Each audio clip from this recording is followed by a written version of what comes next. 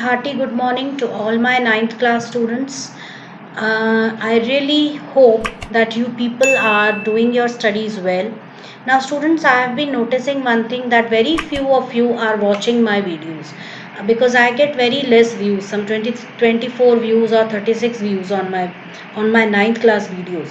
So I request only one thing: these videos are painstakingly made for you people only, and also so that you could benefit from this. A lot of information is given in the offline classes which may not be uh, given in the online classes, so please do watch these videos positively, okay, and benefit from these videos, and they would help in your revisions also, okay. So now let us, as we had divided the chapter into two parts, that is, we had divided the session 7 green economy. It was a lengthy session, so we had divided into two parts. So we would be discussing part 2 today. So let's move on. So knowledge and skills needed for managing resources and supporting efficiency. We had seen in the previous class about green economy that green economy is a type of sustainable economy where not only the country grows economically, financially, industrially, but it also grows in terms of its environmental protection and conservation also. Now, this cannot be with achieved just like that. We need people who are knowledgeable and possess those necessary skills which will help us to promote green economy. So let's see what those are. Firstly, that we should be able to manage our natural resources, to assess environmental impact, to design and adopt technologies that help reduce the consumption of natural resources, to understand legislation and guidelines for sustainable utilization of natural resources. So you have to make guidelines, and for that you should be aware not only about the environment but also about the natural resources. And using your skills and knowledge, you have to also figure out other ways in which you can suggest alternatives for these natural resources. Support climate resilience, that is how your climate could be made immune to all these types of changes. To develop models for interpreting climate change projections, like using all the factions of science to figure out what all different models or simulations can be created to study the effect of a certain phenomena or a certain usage of natural resource on the environment. To develop risk management strategies for future resource availability, ability to take risks so that in future we can avoid any kind of environmental harm.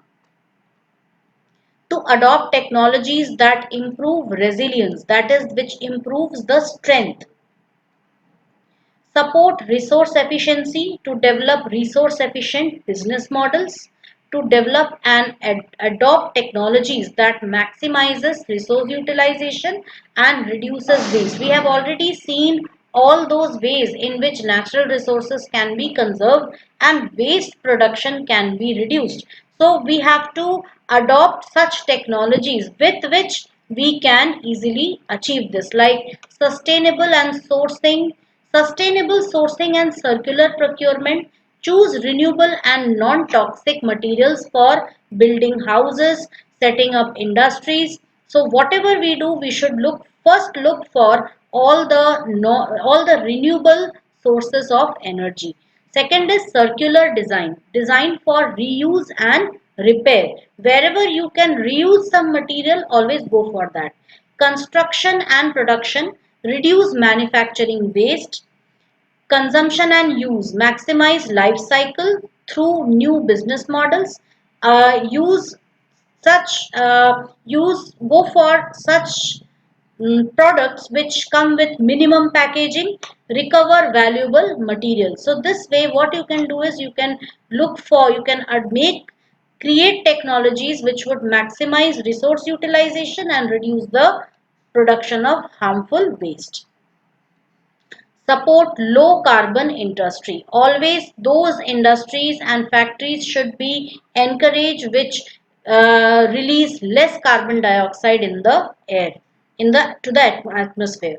To develop technologies that promote renewable energy sources, like I had told you in the previous class, that these days again some vehicles are being introduced which would be using hydrogen fuel, and hydrogen fuel will only release oxygen, and it will only release heat and water vapor, right? So this hydrogen fuel will react with oxygen, create water, it will release water vapor and it will release heat, which will not pollute the environment.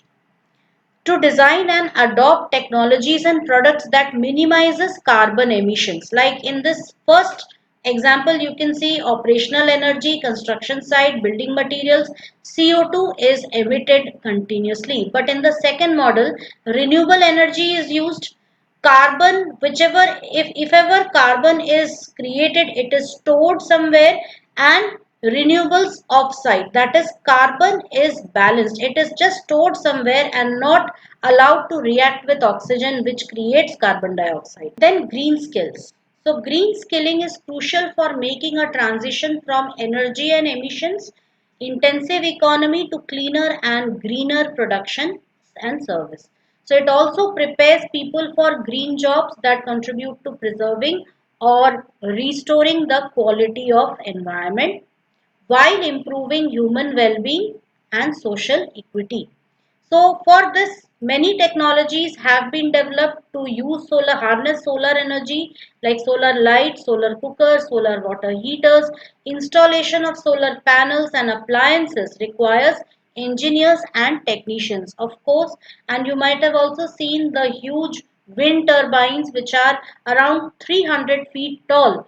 So also those wind turbines need to be managed. It's not that we have created them and left them in the open, because those blades also constantly get corroded due to the ever changing weather. Sometimes it's hot, sometimes it's cold, there are rains, there is then all of a sudden you have a lot of sunlight.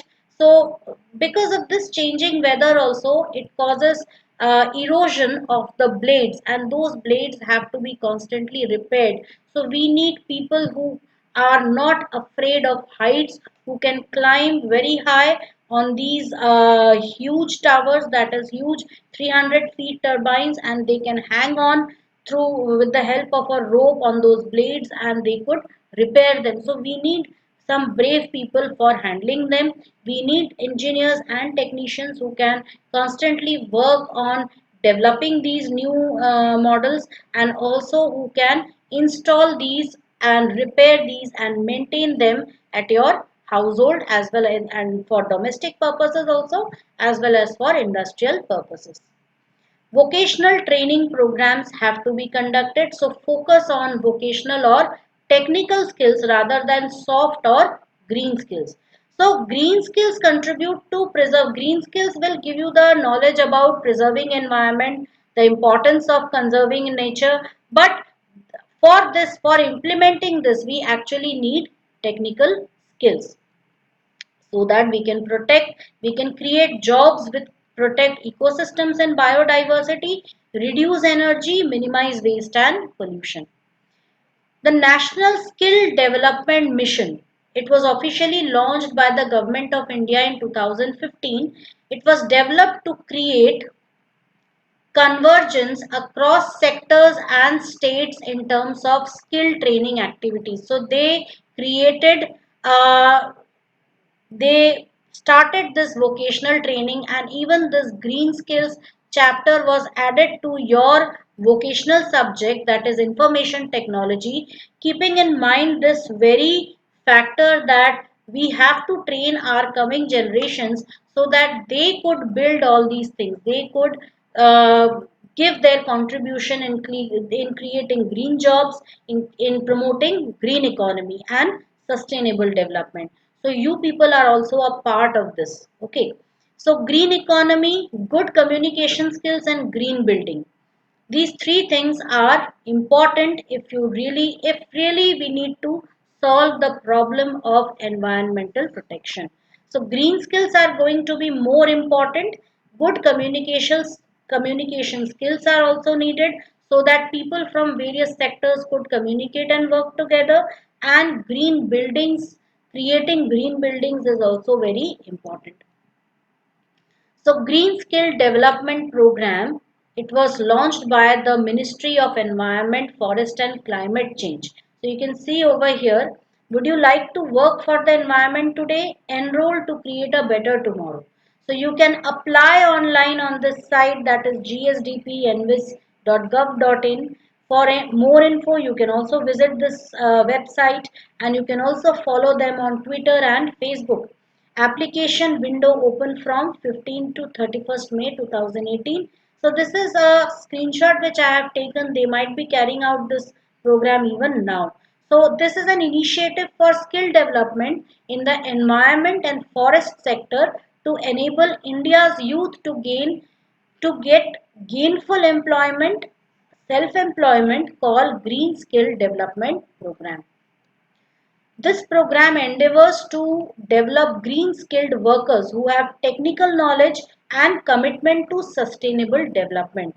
So this is to promote sustainable development, to promote green economy, also to bring in more and more people to create green jobs. So if the more the people sought after this, the more number of green jobs there is a huge demand of people actually these days for such programs.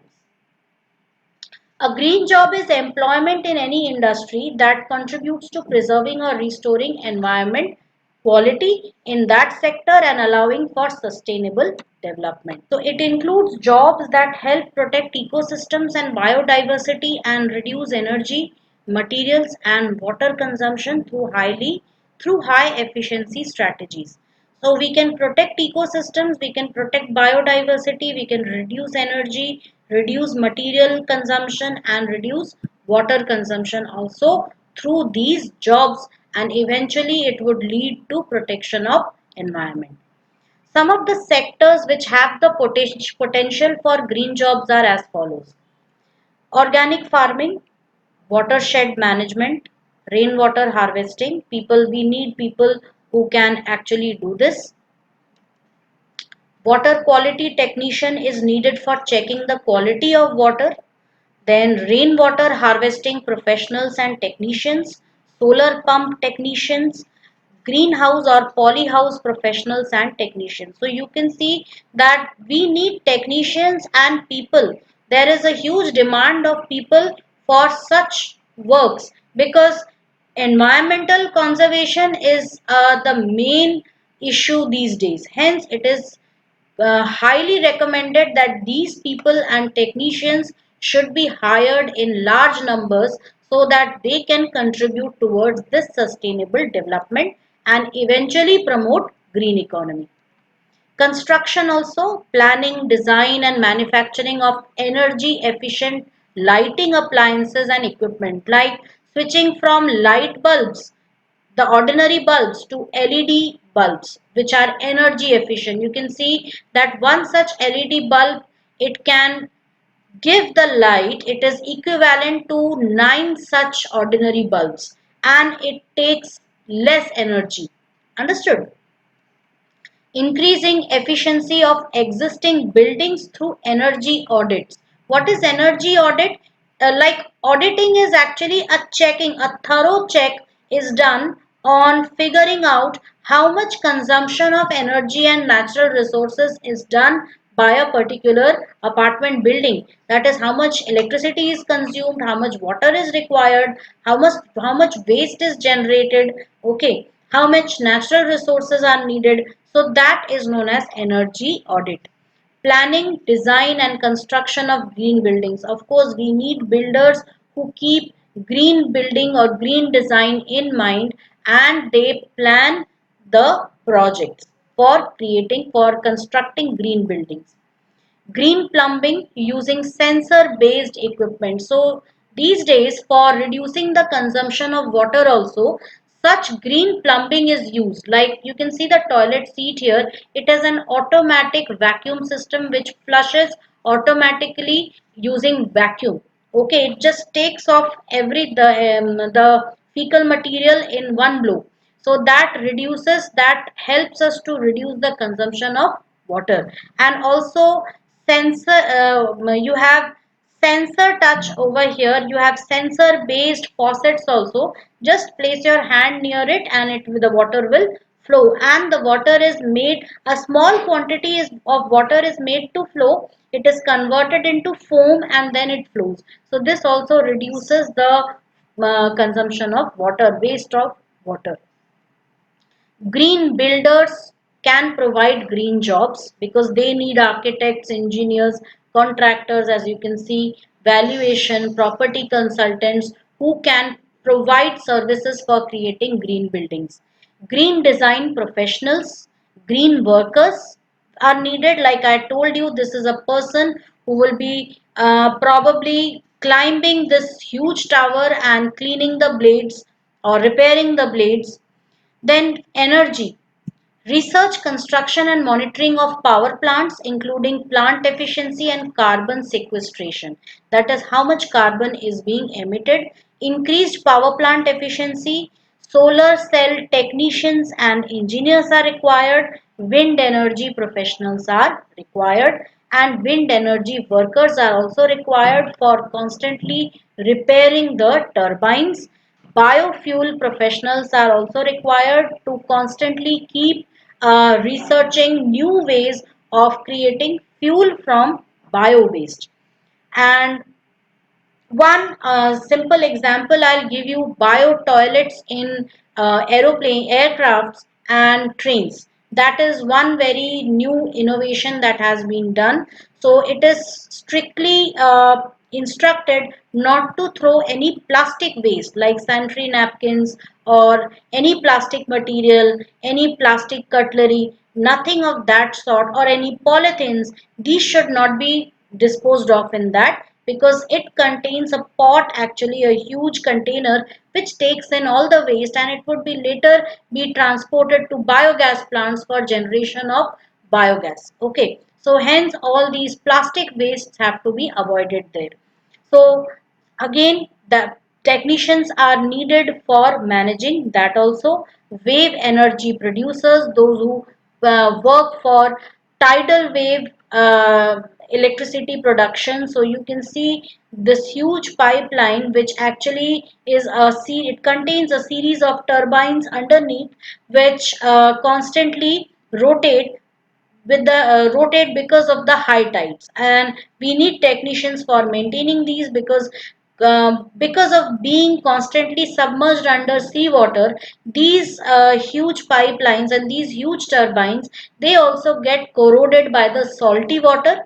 And also there are many underwater sea creatures like barnacles and stuff, which stick to a hard surface and they corrode the surface. So we need professionals who will constantly keep on maintaining and cleaning these. Forestry, reforestation and afforestation projects.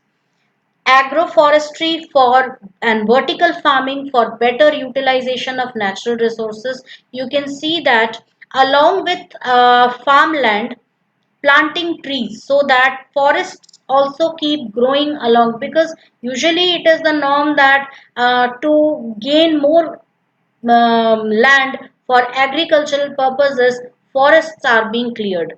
So we can start doing the reverse, that we can start planting trees wherever possible near the farmland also. That is known as agroforestry. And uh, vertical farming, that is reducing space. We can encourage vertical farming, where you can see there are different platforms created and the plants crops are grown in that, in huge areas. So this can also reduce the space and enable us to grow more in less space. Green jobs, for this we need natural scientists for figuring out ways and means. Then manufacturing, pollution control.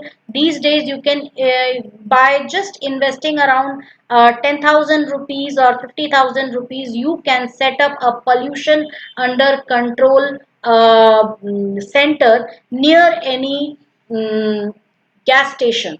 Okay, the gas station means near any petrol pump where it would be easier for you to, whatever whichever vehicle visits, you can just do a pollution control check for them, right?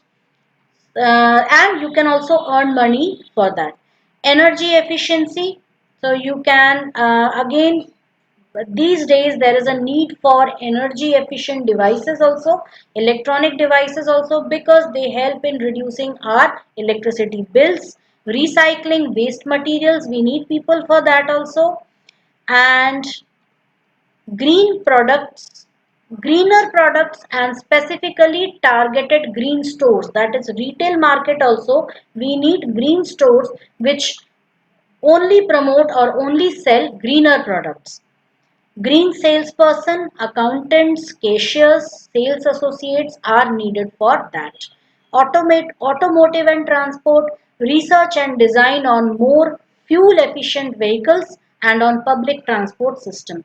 CNG driven vehicles, hydrogen fuel driven vehicles, or e-rickshaws, which we have seen which drive on battery. Manufacture of alternatively fueled vehicles, like you can see e-rickshaw over here. It is quite, it's like an auto only, but it runs on a battery. And this is the unit where the battery is installed. Although these can be used for short distance travel, they don't travel very fast, but it is faster than a hand drawn rickshaw. Then clean car engineers are required for that. Tourism and hospitality, of course, eco-friendly practices such as centralized lighting and air conditioning systems for saving electricity. Normally in Gulf countries, there are buildings which are totally centrally air conditioned, and also electricity is maintained centrally. Eco tour guides who will take you on a nature trail and explain you the various things. Eco tour guides, green tour guides, so you can make a career in this also, and you can even teach people on how to protect the environment. Education, research and development activities for promoting green growth and economy. Teaching environmental education, like what I am doing right now to you people. Research and development and conservation of natural resources. Teachers teaching environmental education, green scientists, conservation biologists. So many environmental activists, they also fall under this. They not only work in the direction of protecting wildlife and protecting nature, but also educating people. Green projects can be encouraged, like waste management, energy conservation, green sanitization, biofuel use, green buildings. Some examples of green projects. This is known as Swachh Cooperative, Solid Waste Management by Swachh Cooperative Pune. So it is wholly owned by waste pickers. Okay. So what they have done is they have started this small campaign. So members are engaged in doorstep collection of waste. And even you can see over here, any kind of sanitary waste, it will go into this bin. And if any kind of and wrap it, they are saying wrap it and mark it with a red dot. That will, that all that comes under sanitary waste, because sanitary waste are, firstly they are non biodegradable, they will never decompose, and they are also harmful for the environment, because they, if they are openly exposed in the environment, they can cause a lot of harm, not only to the environment but also to the people who come in contact with the various germs and infections on it. Provide a decentralized waste management system. Ensure efficient disposal of wet waste through biogas regeneration, recycling of solid waste. So this is Swachh Cooperative, one of the projects which has been taken up in Pune. And like Swachh Bharat Abhiyan is already going on in Bhopal, and also every year people from Sakaratmak Soch, that is an NGO which is operational in Bhopal, they visit our school and they promote the proper disposal of e-waste, proper disposal of wet waste and dry waste and all those things, and planting more trees also. And our school students, you people also, you actively participate in that. So with this we end our session 5, session 7. I hope this session was fruitful to you all, because in this it was not just learning something about your chapter which is in the textbook, but also we got to learn about the various things which are actually happening around us. So please, I would expect you all to take some lesson from this and try to get try to acquire skills and knowledge which will enable you to get a green job. Okay, so there is a huge prospect and huge demand of people in this area, so I'm sure you, as being the future citizens of India, you would definitely do something to protect our environment. So with this only I end today's class. We will meet again in the next class. Thank you.